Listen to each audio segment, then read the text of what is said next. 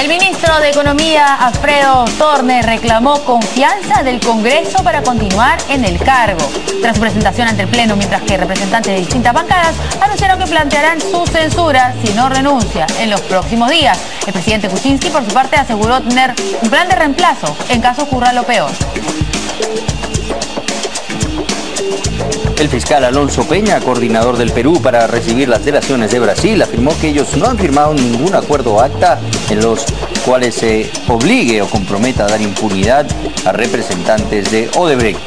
Entre tanto, Jorge Barata, ex representante de esa constructora en Perú, solicitó el descongelamiento de una cuenta con casi $1 millón.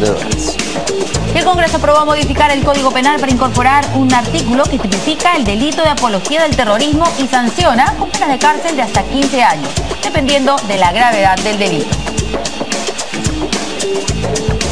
El Pleno del Congreso aprobó el informe de la Comisión de Defensa que recomienda denunciar constitucionalmente al expresidente Ollanta Humala y al exministro de Defensa, Pedro Cateriano, por las presuntas irregularidades en los ascensos y pases a retiro en las Fuerzas Armadas durante el gobierno humalista. Ya sabe que si quiere estar bien informado, solo debe entrar a nuestra página web www.canaln.p.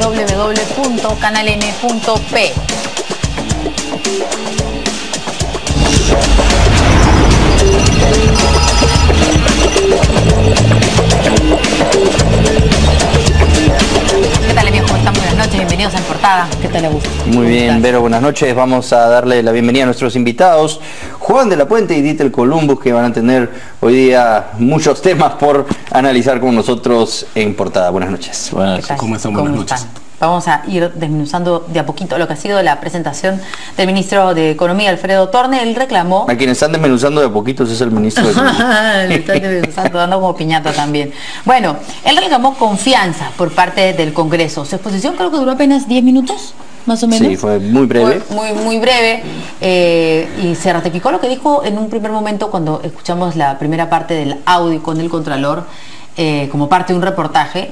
Decir que él no estaba condicionando nada y que en todo caso él no sabía que lo estaban grabando, y si hubiera querido condicionar el dinero que entraba a la Contraloría contra el informe final de la Contraloría sobre la adenda del contrato chinchero, pues lo hubiera dicho clarísimo, hubiera ido con todo. Pero bueno, a quienes tienen que convencer son a los congresistas de la República. Vamos a escuchar, les expresan a nuestros invitados algunas partes de lo que fue esta presentación. Yo entiendo que quizás algunas frases mías, fuera de contexto, puedan malinterpretarse. Ustedes comprenderán que lo último que me imaginaba es que mis palabras iban a ser clandestinamente grabadas o que hubiese sido mucho más preciso. Claramente hubiese sido mucho más preciso, para evitar las malas interpretaciones, pero aún así, en ningún caso, presioné al Contralor ni condicioné el presupuesto de la Contraloría al resultado del informe chinchero. Digo al Contralor trabajemos juntos. Quiero además, y quiero ser enfático en esto, ratificar que en ningún momento el presidente de la República me ha instruido pedirle al Contralor nada sobre el proyecto de chinchero. Lo vuelvo a repetir, ratificar que en ningún momento el presidente de la República me ha instruido pedirle al Contralor nada, subrayado, nada sobre el proyecto de chinchero.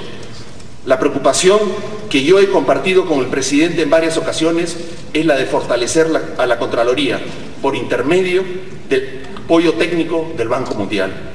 Quiero decirles también que en mis 40 años de vida profesional nunca antes he tenido que lidiar con celadas ni cuestionamientos a mi honra. Lo repito, nunca antes he tenido que lidiar con celadas ni cuestionamientos a mi honra. Soy una persona íntegra.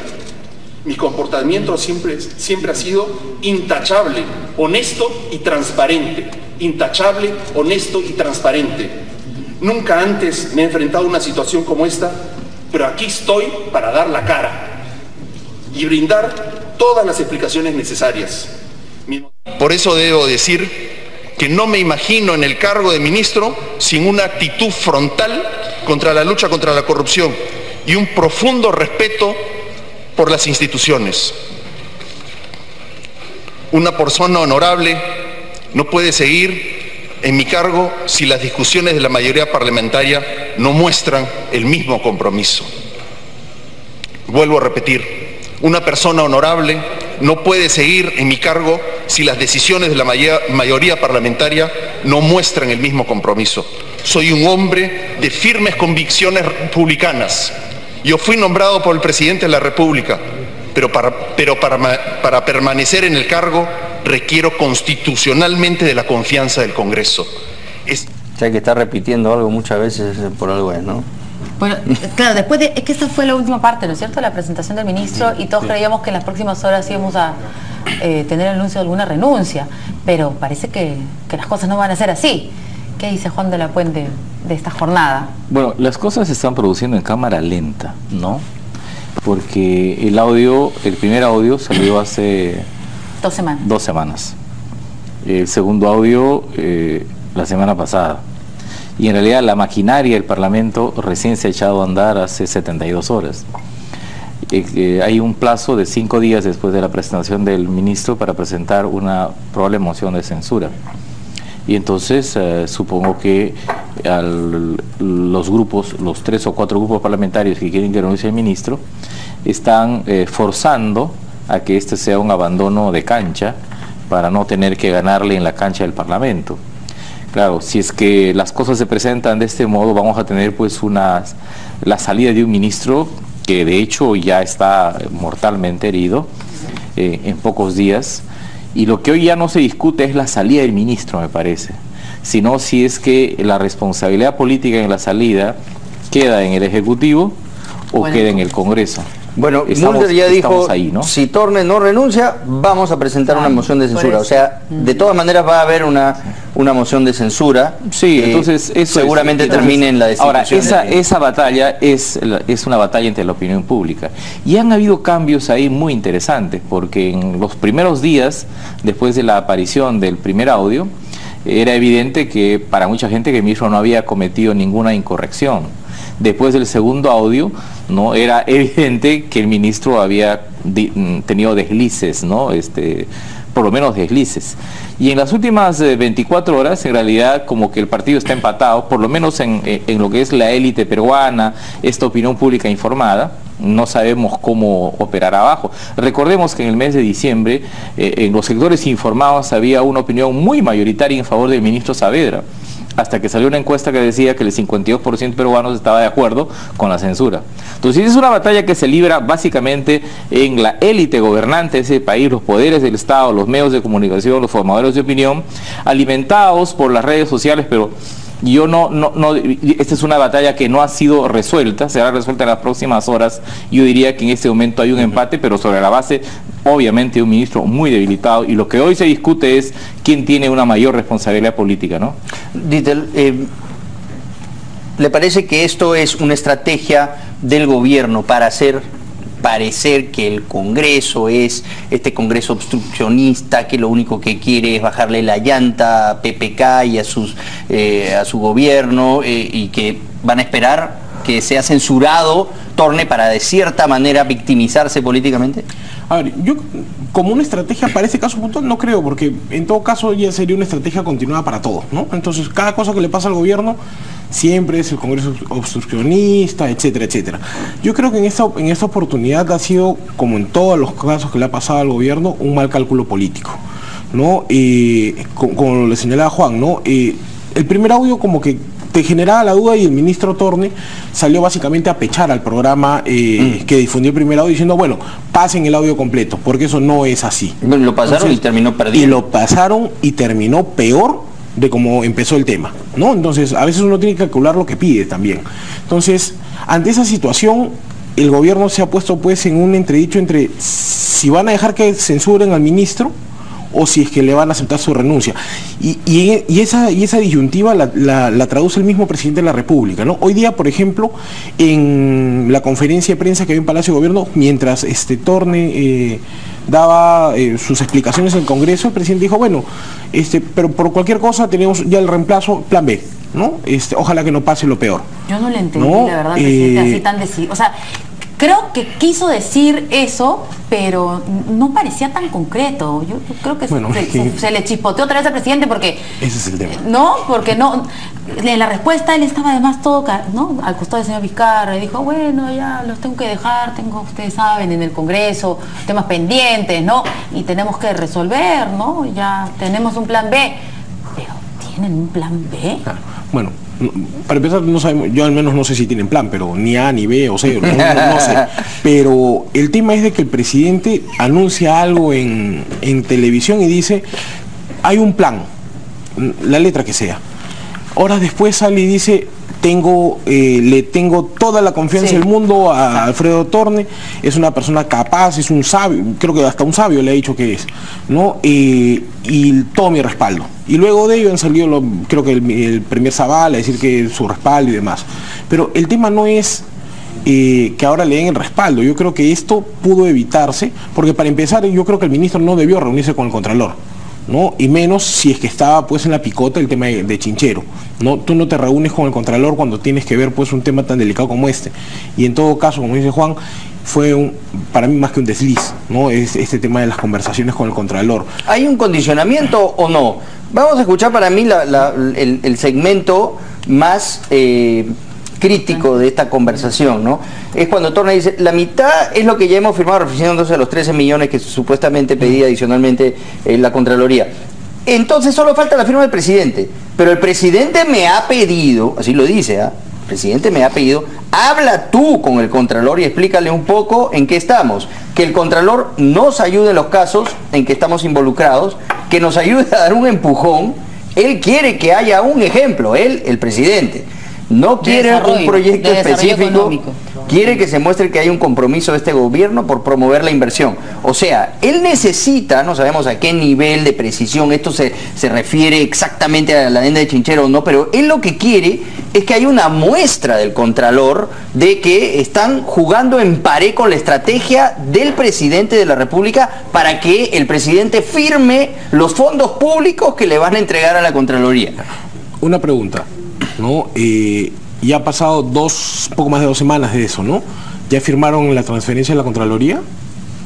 Creo que no, ¿no? Algo mencionó hoy día Torne, creo que sí lo han hecho, ¿no? Pero no sé si pero es que esos son fondos extraordinarios. ¿Qué se ríe acá el doctor de la Puente? Claro, lo que pasa es que, de verdad, si uno mira el diálogo, ese diálogo es un diálogo elíptico, ¿no? Y no pasa, yo creo, que una prueba básica de transparencia pública. Y de ese punto de vista me parece a mí que yo creo que la defensa del ministro Torne fue mal planteado hoy en el Congreso. Él se defiende desde la perspectiva de la moral y de sus atributos personales. En realidad debió defenderse de la perspectiva de las políticas públicas y del papel del Ministerio de Economía y Finanzas. Soy bueno, no me censuren. Entonces, ¿por qué? Porque lo que ha pasado, lo que hemos tenido es un golpe duro al Ministerio de Economía y Finanzas. Este ministerio no tenía que estar mezclado, aún en estas condiciones de la economía peruana, en un entredicho político. No olvidemos que el Ministerio de Economía y Finanzas es un ministerio constitucional.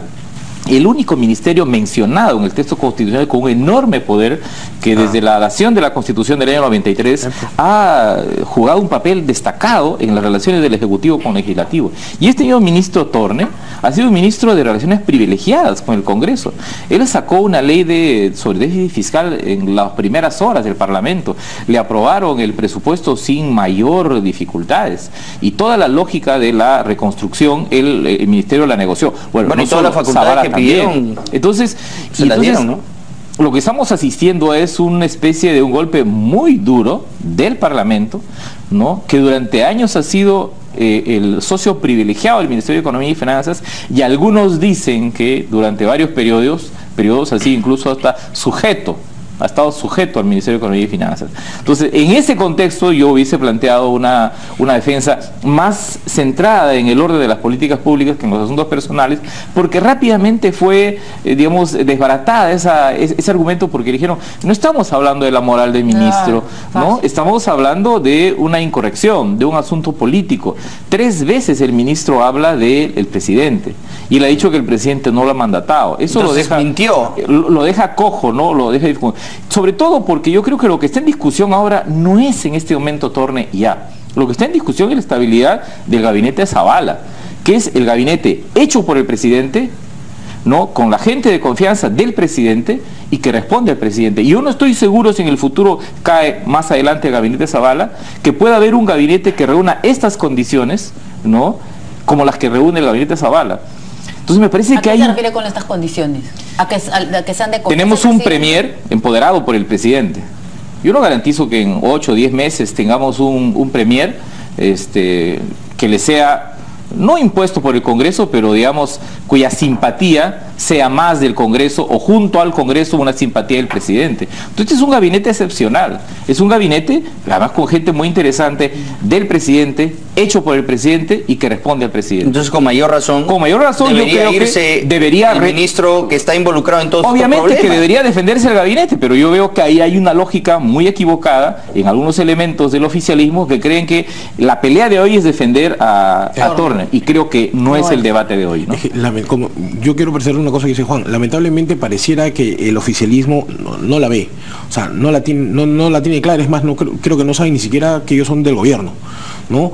Tú escuchabas la defensa de la bancada oficialista y era, la verdad, se quedaba opaca al costado de quienes criticaban a Torne, ¿no?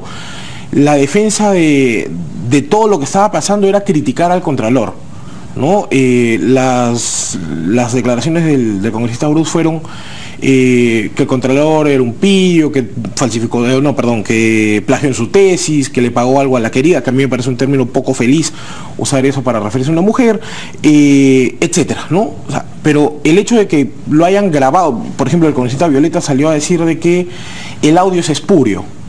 No importa el origen del audio, ¿no? Para efectos públicos, y como Juan lo mencionaba hace un momento, ya no es un tema de si el ministro Torne se va a quedar o se va a ir, porque finalmente sabemos que se va a ir, o renuncia o lo censuran, pero ya sabemos que se va a ir, ¿no?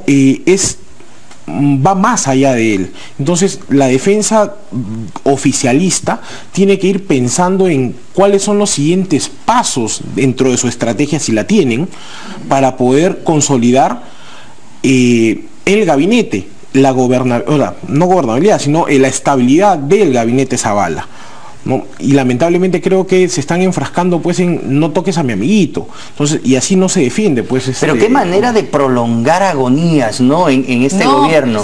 Todo lo van, claro, todo el rato van arrastrando sufrimientos a lo largo de las semanas y no cortan y empiezan a generar los cambios que les permiten tener más agilidad. Vamos a escuchar al presidente de la República a ver qué es lo que intentó decirnos Pedro Pablo Kuczynski.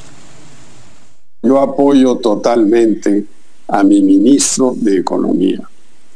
Y hoy en el Congreso él ha contestado las preguntas, ha recibido los golpes y acusaciones injustas, pero lo ha hecho con dignidad, lo ha hecho bien.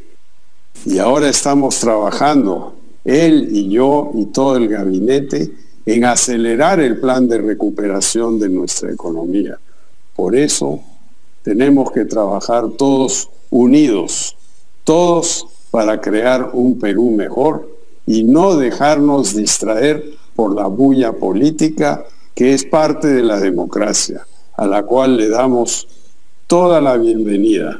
Pero Claro que estamos todos un poco pendientes de lo que pasa en el Congreso, porque si no funciona bien esto, tendremos que hacer otras cosas. Tenemos un plan de reemplazo en caso de que lo peor ocurra, pero no creo que ocurrirá. Muy bien, muchas gracias. O sea, esto fue antes, lo último fue lo primero, ¿no? Entonces uno decía, o sea, ya hay un reemplazo, el presidente ya sabe que la suerte está echada, ¿no? No se sintió muy bien que diga esto. No, esto del reemplazo lo dice mientras está en el Congreso. Entonces, Alfredo Torne está hablando y de repente rompen, yo estaba viendo Canal N, rompen y dicen, bueno, acá en Reuters dice que el presidente ha dicho que ya tiene el reemplazo, mientras debatían sobre la presentación del ministro de Economía en el Congreso. En paralelo dice y después salió con este Entonces, claro, por eso es que pensamos que las estrategias del gobierno no son muy claras, ¿no? Ahora, en el Congreso tampoco las estrategias me parecen muy claras, ¿no? Porque y yo creo que hay razones para permitir o que hacen pensar que el asunto del Contralor va a demorar mucho tiempo, pero creo que ahí debería haber más claridad respecto a las decisiones del Contralor, ¿no? Pero son procesos diferentes, Son ¿no? procesos o sea, el diferentes. proceso Ahora, sí me satisface escuchar a varios parlamentarios de la mayoría que han señalado, incluso lo ha dicho Becerril, que en realidad las horas, lo ha dicho de una manera igualmente elíptica, pero que las horas del Contralor están echadas. ¿Y por qué digo esto? Porque a mí me parece que hay como 4 o 5 casos donde están envenenadas las relaciones entre los dos poderes. Chinchero, que es un caso que está siendo administrado, el asunto Torne, Basombrío, Contralor e indulto. Si es que entre los poderes resuelven el tema Contralor, no me queda duda que la comisión en algún momento emitirá una opinión que termine al Contralor, sacando al Contralor, más tiene algo de Chinchero administrando, y tienes el asunto de Torne, que va camino a salir del Ejecutivo. En realidad, los dos temas que quedan es el tema del indulto, que es muy complicado porque ahí hay jurisprudencia de la Corte Interamericana de Derechos Humanos, y el asunto Basombrío. Por eso yo no juntaría lo de Basombrío. Yo diría incluso que la salida de Torne opera como un seguro de Basombrío. No, claro, porque sí sería complicado, claro, que el Congreso, que exhibe razones para sacar a Torne, porque además Torne tiene un audio, Basombrío no lo tiene, pero además Basombrío tiene una defensa más planteada, que son los avances en materia de seguridad ciudadana, sí, y tiene un entorno, digamos, social, en medios, formadores de opinión, en otras condiciones. Yo no he visto que de manera definitiva Acción Popular, el APRA o el Frente Amplio en el Congreso quieran derribar a Basombrío. Ya no. Como sí, ya no, con claridad, sí, sí se expresan en todo Torne, en torno a Torne. Por esa razón yo no juntaría los casos Torne, Basombrío. Yo diría que en realidad, en términos de tiempo, ha reventado más rápidamente el de Torne, y eso salva a Basombrío de algún modo, ¿no? Sí.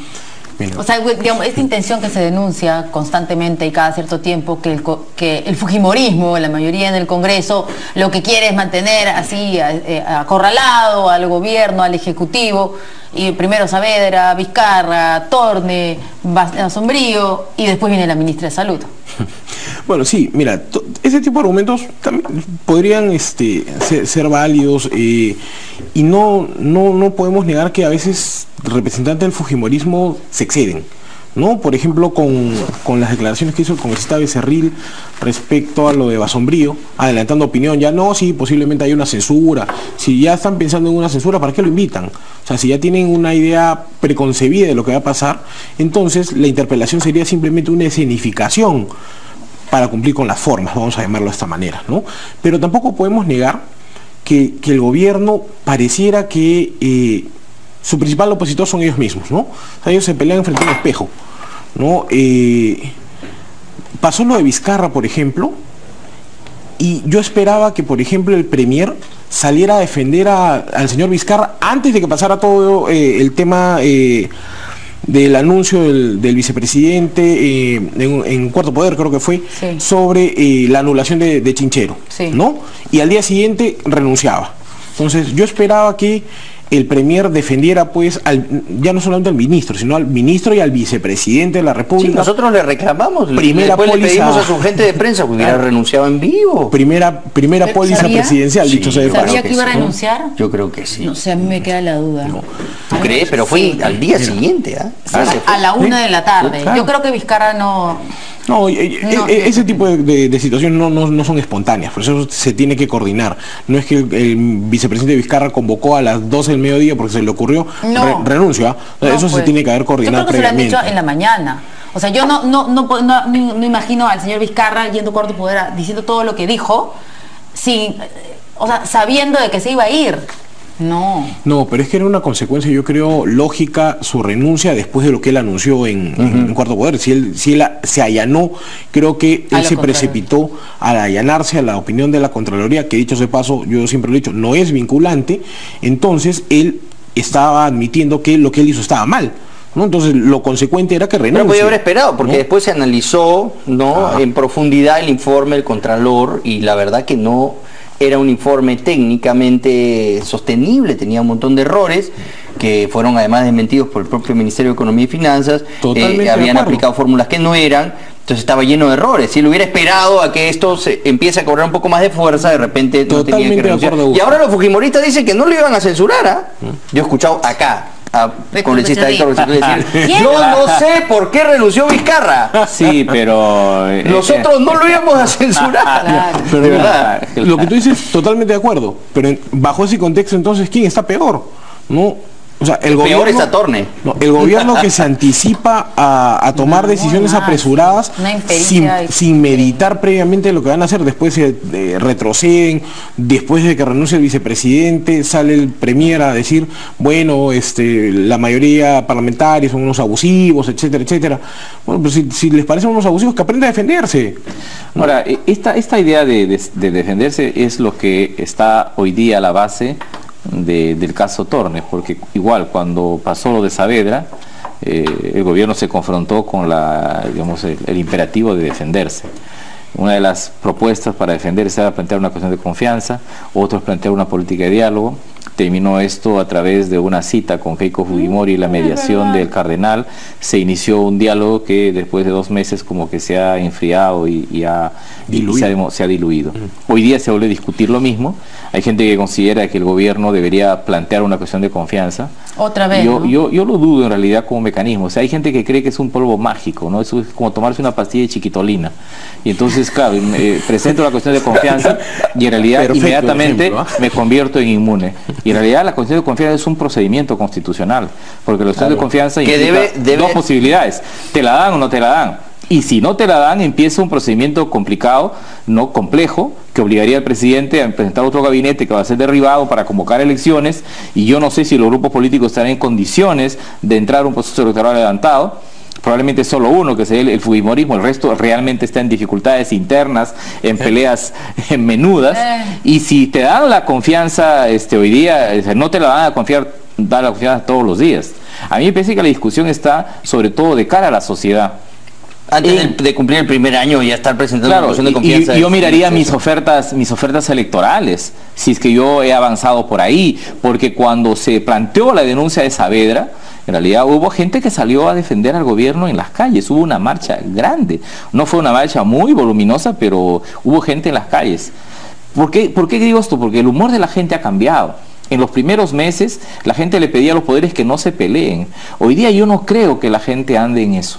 Yo creo que hay un mayor desencanto de la gente. Las propias encuestas dicen eso. La gente advierte que el 85% dice que las relaciones son de desconfianza, piden que haya relaciones constructivas, pero no están diciendo que haga un solo gabinete. Eso es lo que cree Olachea. Esa es la doctrina Olachea que no creo que funcione, ¿no? A mí me parece entonces que bajo la lógica que la oposición tiene que oponerse y el gobierno tiene que gobernar, parece que la defensa del gobierno está por volver a mirar a la sociedad.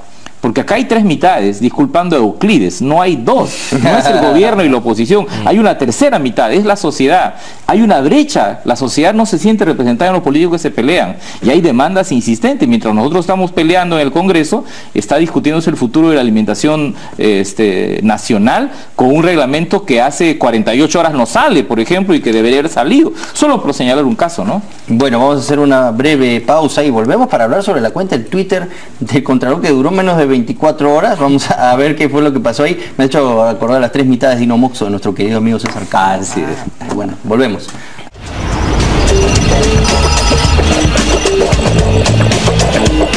Y ahora sí, ¿qué pasó con la cuenta? No sé, todo conectado en las redes sociales. No se pudo ver mucho porque apareció una cuenta del Contralor y los que mandaban mensajes de apoyo eran así sin foto. Edgar Alarcón T. Ahí está. Rechazo y desmiento haber grabado al ministro. El oficialismo dice que es grave, pero avalan la grabación que me hizo un cuestionado auditor. Eso fue al mediodía. Creo que ahí nomás quedó porque empezaron a rebotar. ¿Es el 21? Lo sentimos, dice. Y en cuestión de minutos pasó esto. Ahí nomás quedó Edgar Alarcón, ¿no? Y lo que he visto que han estado criticando es que muchos de los seguidores de Alarcón eran cuentas falsas ¿no? Eran digamos, Troles. que aparecen Famosos ahí sin troles. fotos, sin nada, y empezaban a decir, vamos, Contralor, ¿no? A Tú hacerle puedes. porras y hay otro hizo un tuit, papelón, ¿no? Hay otro tuit, claro, hay un segundo a la tuit. Uni 44. Tú hubo, lo tomaste pantallazo. Estamos en guerra contra la corrupción. La Contraloría enfrenta con informes y resultados. Los corruptos responden con campañas mediáticas. Ese fue como se llama gancho al Podemos hígado. saborear la ironía un segundo. Bueno, ahí nomás quedó la cuenta de Twitter del Contralor, creo que es un récord, ha durado menos de 24 horas y ahí Menos nomás, que la tuya. ahí nomás quedó, no, la mía ha durado años. Ahí está, todavía la puedo reactivar, ¿eh? No, está bien. Bueno, ¿cómo vamos a pasar este fin de semana? A ver, en realidad estamos a la expectativa. A ver qué decide el gobierno, ¿no es cierto? Porque el Congreso este lunes, hoy no van a presentar la moción. Tienen hasta el miércoles. Claro, pero digamos, el fin de semana sí va a tener, me imagino, que el gabinete Zavala, PPK, pensar qué es lo que más nos conviene. Espero, ¿no? Ahora, Zavala, el primer Zavala, PPK y probablemente un par de ministros han respaldado a Torne. No todos todavía, ¿no? Digo esto porque creo que vamos a tener varios días de una batalla pública, ¿no? Y tú tienes que en el Congreso las fuerzas están emplazadas, es el Fujimorismo, es el APRA, el Frente Amplio y Acción Popular. Y por otro lado tenemos el gobierno con determinadas simpatías. Hay algunos medios que han sido tolerantes con este diálogo elíptico del ministro, pero no hay un frente común, ¿no? Entonces, claro, estamos hablando de una batalla muy desigual. En las redes sociales, en realidad, que además también hacen la política en este país. En el Perú la política cabe en 140 caracteres y a veces sobra. Y digamos, no hay soltando frases célebres hoy día, no, Juan de la Fuente, ¿eh? Siempre hace no hay, el profesor. hay un empate, me parece, ¿no? Entonces vamos a tener un Día del Padre con mucha discusión, lunes, probablemente martes. Claro, esto se resolvería si es que el presidente claro, si el presidente ejecuta lo primero que dijo a la mañana, no lo segundo, ¿no? Claro. Ahora, hay que entender al presidente en esto, ¿no? Yo por lo menos trato de entenderlo. ¿Cómo? A ver. Lo que pasa es que Lánzate una vez. tiene dificultades de ponerse, o sea, es un presidente que tiene dificultades de ponerse el terno del presidente. Y entonces en la mañana habló Pedro Pablo Kuczynski y a mediodía habló el presidente. Sí. Entonces tenemos hay políticos que se ponen rápida, Alan García, por Alan ejemplo. García anda con el terno. Fujimori. Duerme con el terno Pero puesto. PPK, Toledo, Humala tienen dificultades para ponerse en el papel del presidente. Son probablemente más ciudadanos que políticos, Sí. ¿no? Y entonces tienen problemas. Pero PPK sí es político, ¿no? No, yo no. Bueno, lo que ha demostrado en estos es que Una PPK pues es intención. corazón, o sea, PPK en realidad en la mañana decía que esto hay que resolver políticamente en el fondo y por eso ya tenía un sustituto, pero supongo que le han dicho, presidente, usted no puede dejar en el aire que se caiga el ministro de Economía, el ministro más importante del gabinete, y por eso hizo su mensaje a la nación, ¿no? Ya, un ratito después, o sea, una hora. Pero es que eso no ayuda. O sea, es cierto, el PPK de la mañana ha sido el amigo, quien ha querido defender, yo creo, a su amigo. Después ha sido con ya el terno del presidente de la República, dicho, bueno, la cosa es así. Pero es que eso no ayuda tampoco al gobierno, porque finalmente presidente o ciudadano sigue siendo Pedro Pablo Kuczynski, ¿no? Y que en un momento diga, bueno, ya tengo su reemplazo, o sea, no pasa nada, si es que lo censuran, vamos a, ya el plan B. Y después, no, por si acaso le damos toda la confianza, el respaldo, o sea, ¿a quién le crees? ¿Al de la mañana, al de la tarde o al que va a salir más tarde? ¿No? Entonces, ese es pues el problema, o sea, En el Perú hay que creer a los dos, ¿no? De verdad. Y sacar un balance. Es que somos, la O a verdad los tres. es que somos un país muy especial en eso, ¿no? Entonces tenemos que tener mucha tolerancia, ¿no? Con un cargo o con una magistratura de esa naturaleza.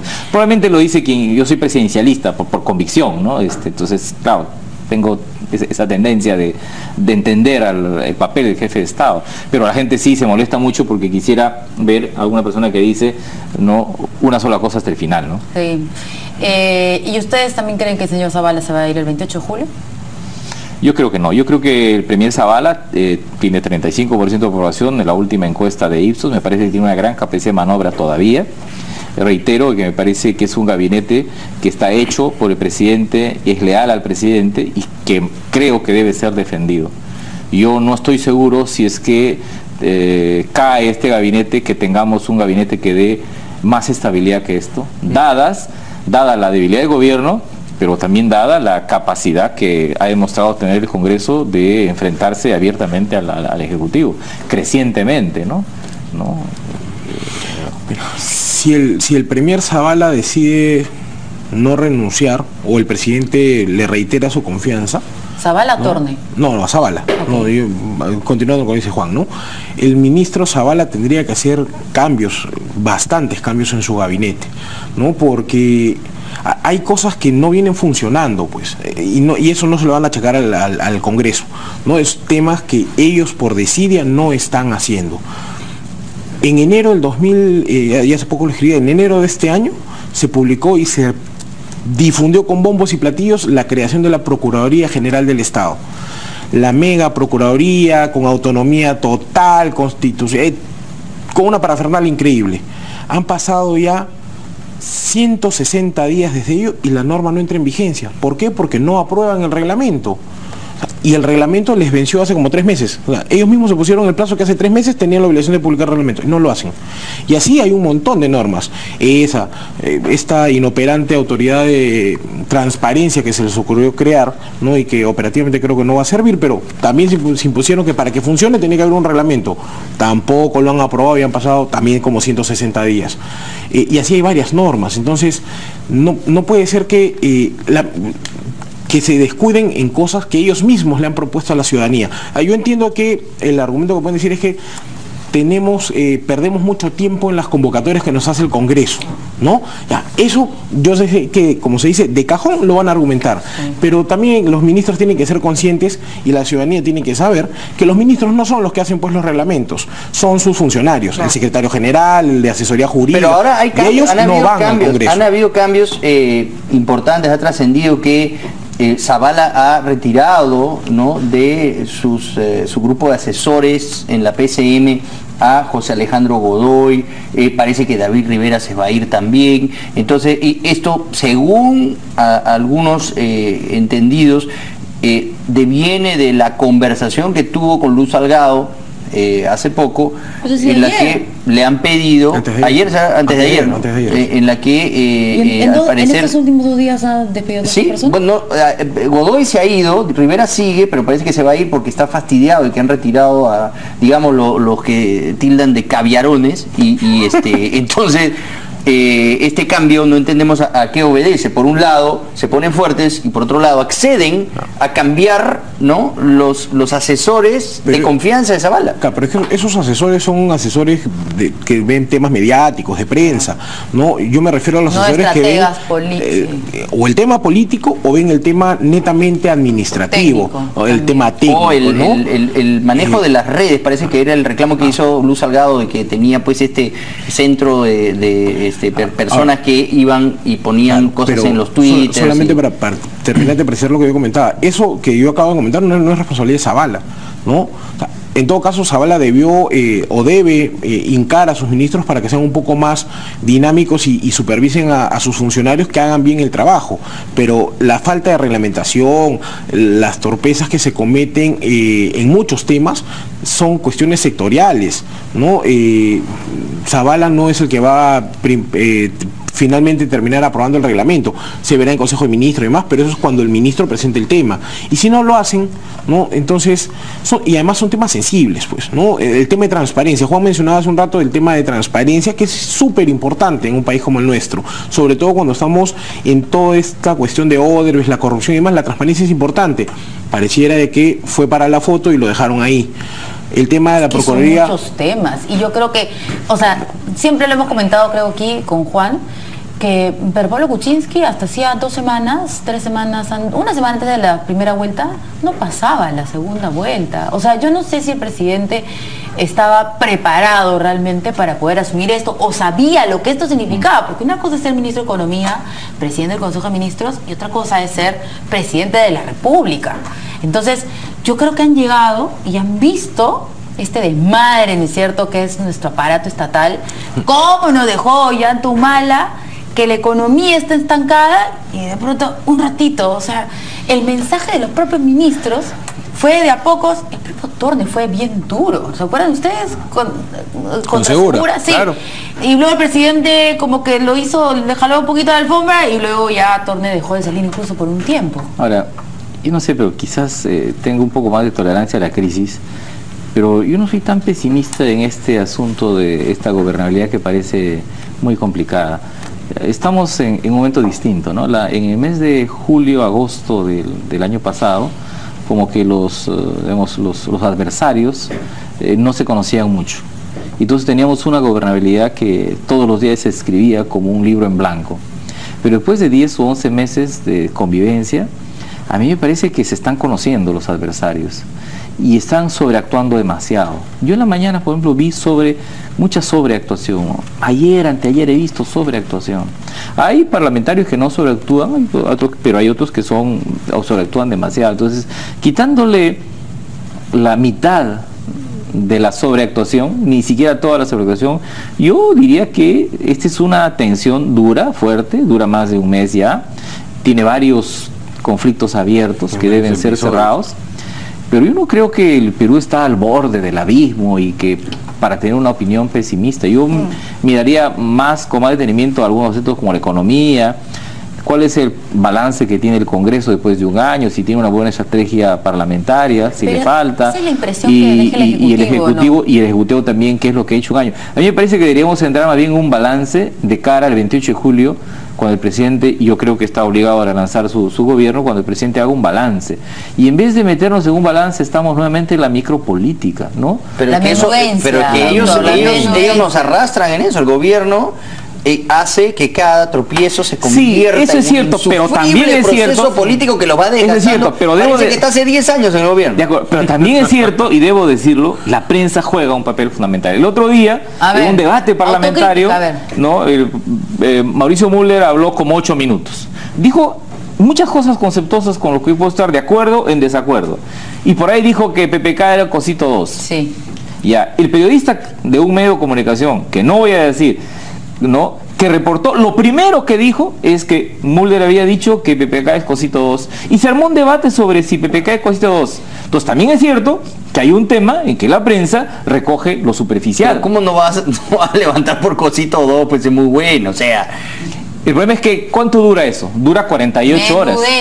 Y dura 48 horas, es micropolítica y perdemos la posibilidad de ser macropolítica. El principal problema del Perú es la micropolítica y es la recusación pero que hay un espacio, de la macropolítica. Hay un espacio para todo, ¿no? O sea, este reportero vio que esa era la cosa más resaltante y hermoso. Está defendiendo al reportero, De verdad, seamos autocríticos. No es de este canal. Es que hay otros espacios, hay otros espacios. No es de este canal. Hay otros espacios como este en el que podemos escuchar su ilustre opinión. No, pero no me refiero a eso. Yo me refiero a que en general tenemos en la prensa hay una vocación por la micropolítica.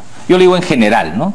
Y entonces se nos pasan las cosas realmente importantes. Se nos pasan la cosa importante. Solamente pero me acaban de pasar una foto donde hay otra cuenta del Contralor. ¿En serio? Sí. ¿Es otra cuenta? Otra cuenta y esta cuenta dice, lo digo porque me dicen, oye, ¿cómo se llama la cuenta? Dice @Alarcón Tejada. Mala fe de enemigos creando un perfil falso en mi persona en un espacio del que no participo. @Edgar Alarcón T, no soy yo. Pero no era su cuenta. No era un contralor, sino era un controller. ¿Cuál no es la cuenta? A ver. A lo mejor la otra era de Edgar Alarcón. No, la cuenta. Nos dice la producción. Parece que esta cuenta que tú nos has dicho, Alarcón Tejada, según la Contraloría, ¿no es cierto? No es la oficial. Es un control. Un control. Sí, un controlor. En fin. Vamos a hacer una pausa rapidito y regresamos acá con nuestros invitados.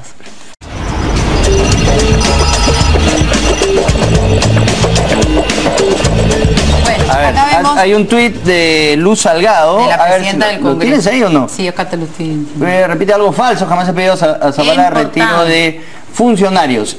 Claro, lo que yo comenté era que había trascendido de alguna fuente, si lo desmiente Luz Salgado está muy bien, bueno, hacemos la rectificación del caso, que en la conversación que había tenido recientemente con Fernando Zavala, le habría pedido, oye, tienes un montón de asesores caviarones que no nos gusta, están haciendo ahí cuentas troles, que nos están atacando. Cita tu fuente, pues. Eso salió en un diario. Sí, no, ahorita no lo tengo, pero el caso es que Luz Salgado está diciendo que no es así, y nosotros le queremos a la presidenta del Congreso, ¿no es cierto? Es. Entonces no le pidió a Zavala el retiro de funcionarios, entonces queda aclarado eso. Muy bien, vamos al siguiente tema. Por favor.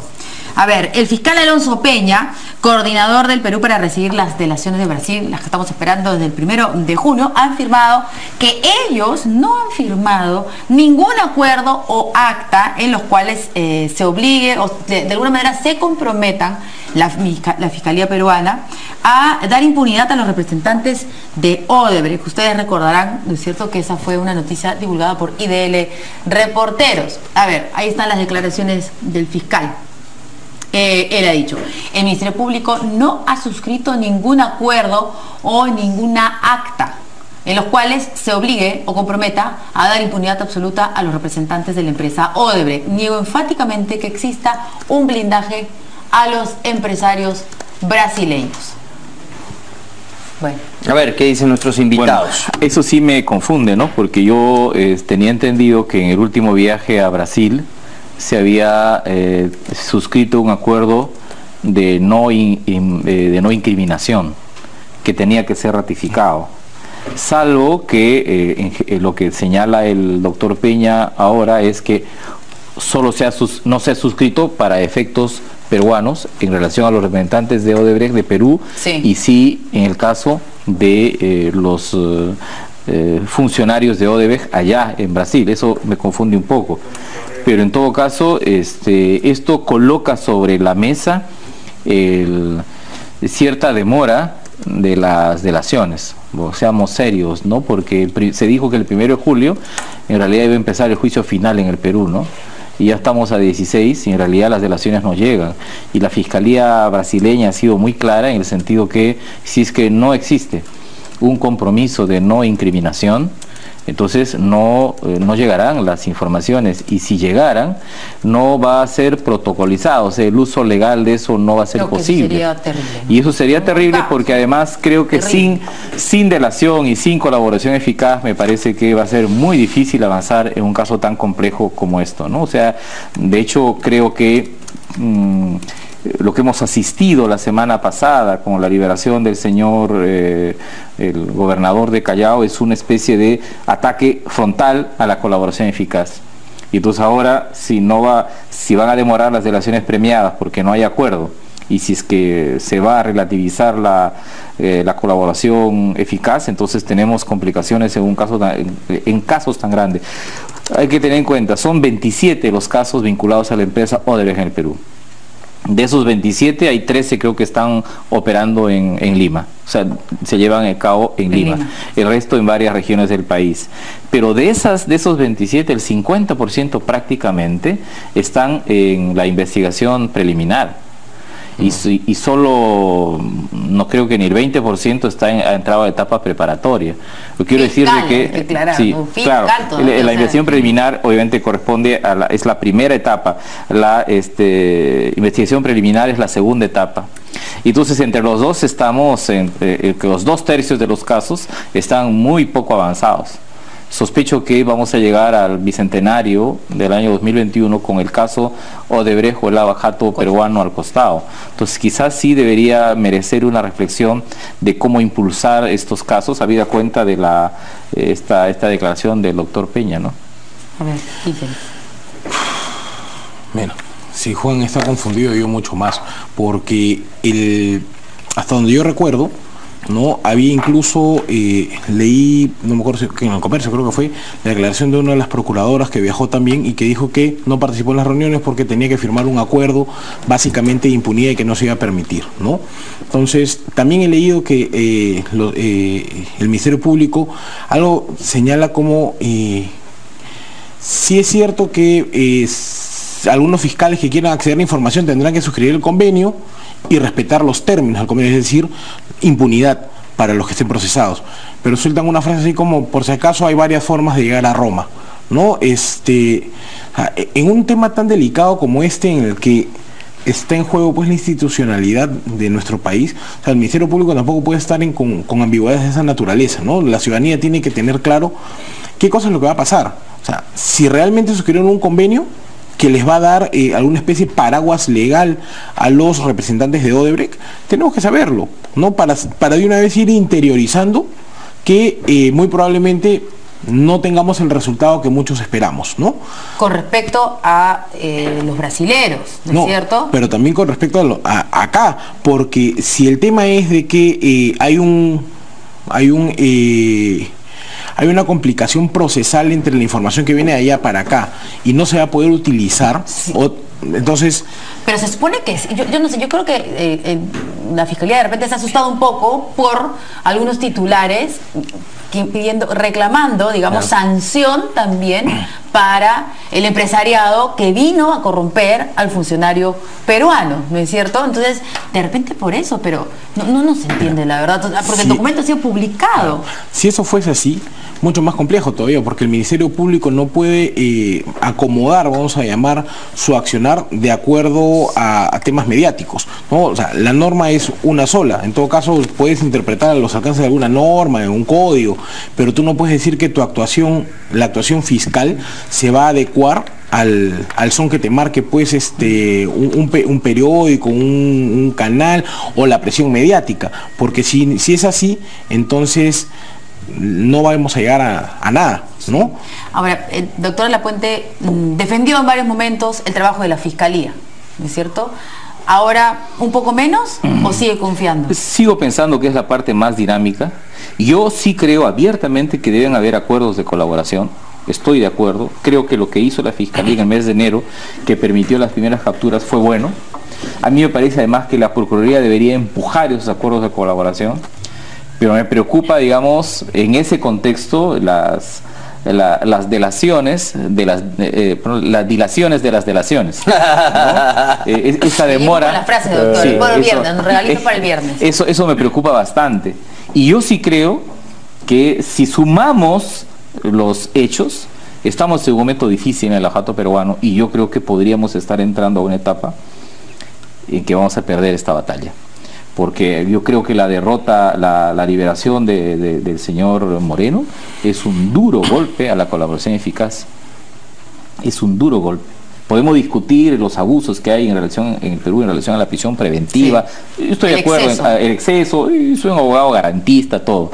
Pero me parece que en relación a estos asuntos de delitos de cuello y corbata cometidos por funcionarios públicos debería haber un poco, tendríamos que ser más drásticos. Y uno va sumando, sobre todo en el contexto de corrupción que hay en el país, tenemos que dar un mensaje claro. ¿Hay herramientas? De repente no hay herramientas. Yo pienso que hay herramientas. No las hay, pues. Y es como que tienes arena y se te sale y no sabes cómo agarrarla. Yo siento que así por están ejemplo, las autoridades. Herramientas. Yo pienso que el Ministerio Público debe ser más firme en el tema de la colaboración eficaz. Yo entiendo que hay diferencias en la colaboración eficaz, de la manera como lo entiende la Fiscalía Anticorrupción y la manera como lo entiende la Fiscalía de Lavado de Activos. Yo creo que la Fiscalía debe tener un solo punto de vista en relación a este asunto. Solo por señalar, por ejemplo, un caso. Debería, por ejemplo, avanzarse en el tema de la acumulación de procesos para que sirva para la extradición de Alejandro Toledo. Claro, ahí es clarísimo. Ahí tienen que unificar los criterios de la Fiscalía de Lavado de Activos y los de la Fiscalía Anticorrupción. Entonces, ¿no? Hay varias cosas que yo creo que pueden hacerse y tengo la impresión que están demorando hacerse, ¿no?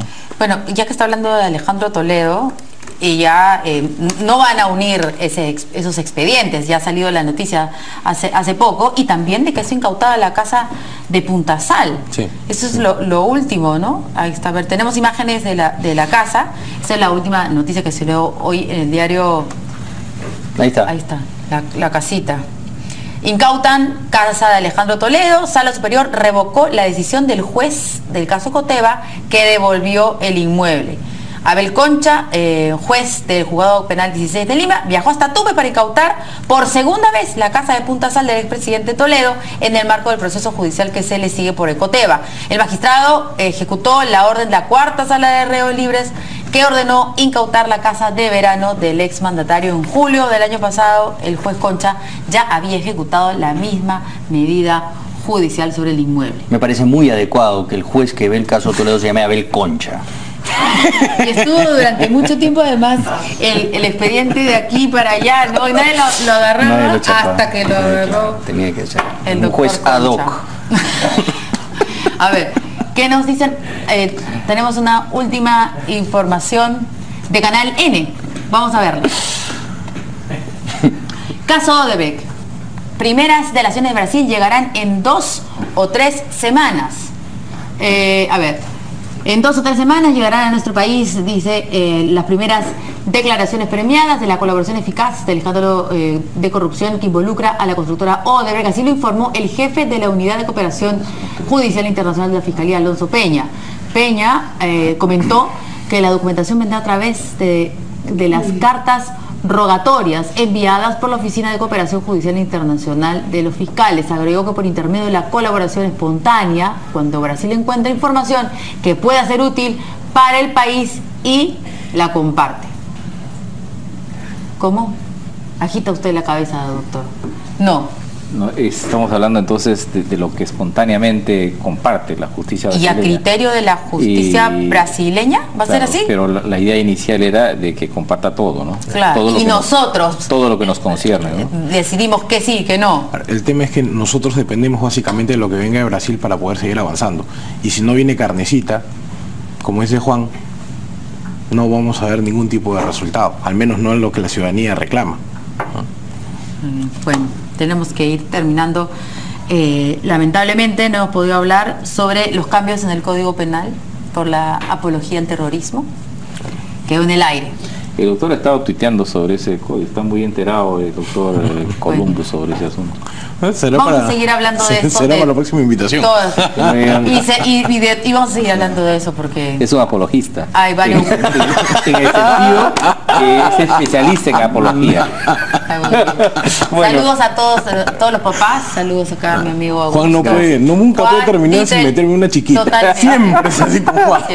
Pero con cariño, decía. No, yo sé. Es viernes, además. Gracias a ambos. Lo estaba saludando por el Día del Padre. Gracias. Muy acá el padre más joven. Ajá, sí, de tiene los una tres. niña Pero hermosa. no le digas eso a Juan, pues. Sí. No, yo tengo 4, así que Yo más que padre soy un hijo de su madre. Todos somos hijos de nuestras madres. Así es. Al final. Gracias, buen fin de semana. Nos vemos el lunes.